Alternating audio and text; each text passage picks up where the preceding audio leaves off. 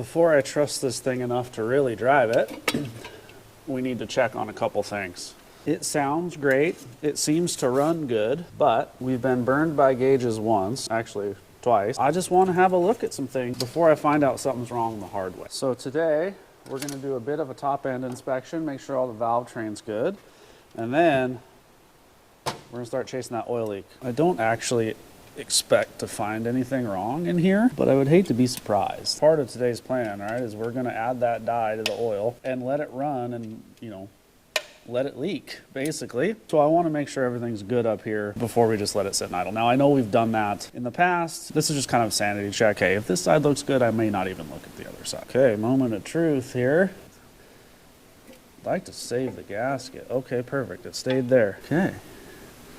Those Velcro gaskets mean it, which is good. So now what I'm doing is checking to make sure we don't have like a bunch of lash on any of these, which we shouldn't, right? Hydraulic roller, preload's been set. There should be no lash. Some of these are down, obviously, because the motor just stopped where we stopped it. This would be a great time to retorque. We're not gonna, but it would be the right time. Actually, hot would be better. Here's a peek at the inside of the valve cover. It looks exactly the same as when we put it on, which is great. The oil smells a little fuely, and I think that's from how much idle time it has on it and it being so cold trying to start it. It also could be a touch rich. Remember, we just bolted this carb on and basically cranked on it. One other thing I wanted to make sure I looked at while I was in here was the relationship of the cup of the push rod to kind of the bottom of the rocker and the rocker stud. I had a commenter say you want 1 or 2 threads showing below, and to be honest, he commented that after the motor was together and I couldn't remember how I set it up. It does look like I'm about right, but this was my first time doing this style rocker push rod combo. Why that's important is because if you have too few, the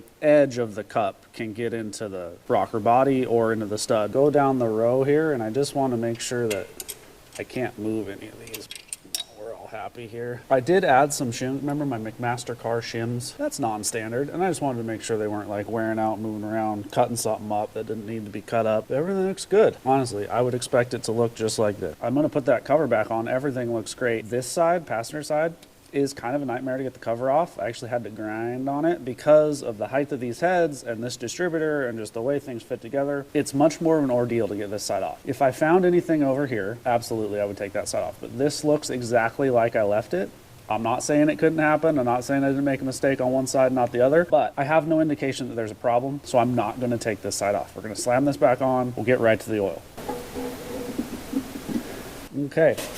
Cover's on and tight, breathers in the hole. Moving on. The plan is to add a little bit of fluorescent UV dye to the oil, let the car run, circulate, lay on the ground with our flashlight, our special UV flashlight, and see if we can't pinpoint where the leak is coming from. I have a couple ideas. It's kind of gotten everywhere since, so I'm gonna clean it up first, and then we're gonna see if we can't see what's going on. So this is the stuff comes with these special glasses and this special flashlight, but you probably don't even need the glasses to see how she glows when you hit it with this light. They say a 1/4 ounce per quart or 1 ounce per gallon. This has a 7-quart pan in it. This little chamber is a 1/2 ounce, so I'm gonna do 3 of those and probably just leave it. That'll leave us a little bit shy, but that's okay, because even if you guys have never tried this, you don't totally need the dye. It helps a lot, but most normal oils will fluoresce a little bit under UV anyway, and I don't love the idea of having this stuff in there. It's compatible with all lubricants. I don't think it'll be a problem. What I'm saying, I guess, is I like to use as little as I have to, and we are going to be changing the oil away from the break-in oil after we figure out this leak, so this is a great time to do it. Funnel isn't exactly funneling that good. Now I'm going to let that stuff drain and get all the way down to the pan. Obviously it's not going to mix super good until we fire it. I'm going to let it do what it can while I'm cleaning up the underside. The goal is with it running to see a drip. That would make me feel good. I'd feel extra good if I could fix it without having to take the motor out. I truly hope so, but we'll find out together. Took a little while. Finally got her running. It's pretty fueled up.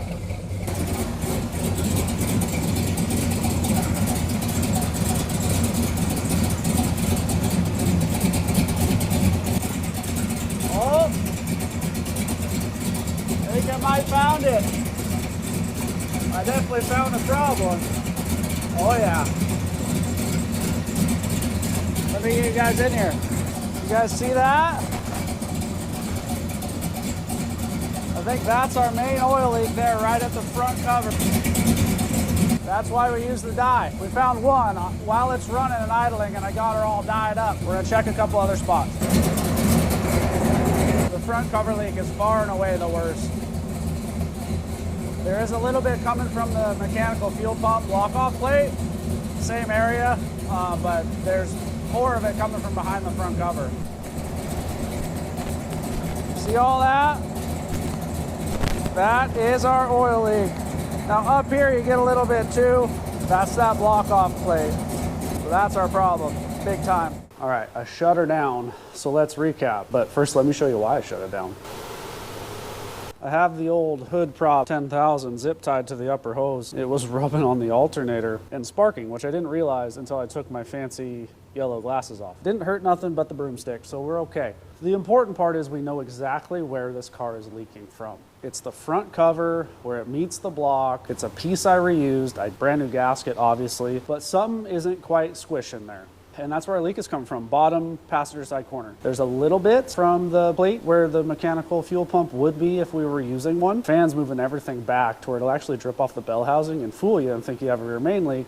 All right, so mission accomplished. Our fancy UV dye led us to exactly the place where this 440 is leaking, which was the goal of today. Unfortunately, there's a fair amount of disassembly to get that front cover off and fix it the right way, which is how I want to do it. Unfortunately, we don't have time for that today, but it is on the list and you will for sure see it on a future episode of Tiger's Garage.